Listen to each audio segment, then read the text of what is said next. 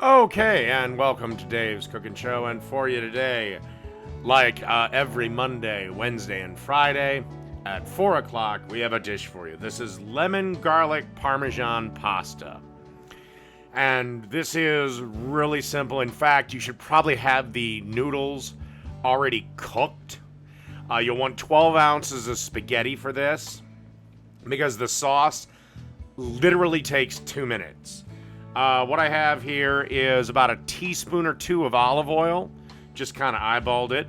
And you want to add 2 tablespoons of butter and melt this up. You also want to have 2 cloves of garlic minced and about 2 tablespoons worth, or about a lemon and a half worth of lemon juice.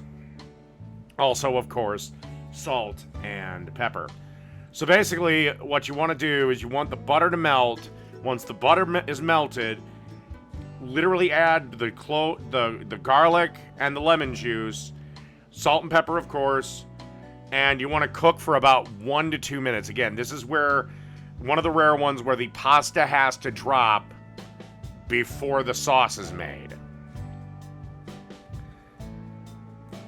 All right, as you can see here, sauce is ready to go. Just kind of moving it around. You want to get the garlic toasty, but you don't want it burnt. Toasted garlic is delicious. Burnt garlic tastes like shit. And there's our 12 ounces of spaghetti. And you also want to add to this a half a cup of Parmesan cheese. I would advise maybe saving a little bit of the pasta water.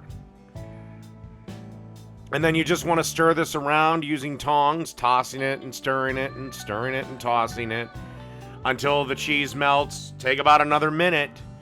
And then I dusted mine with a generous amount of, here we go, freshly ground black pepper.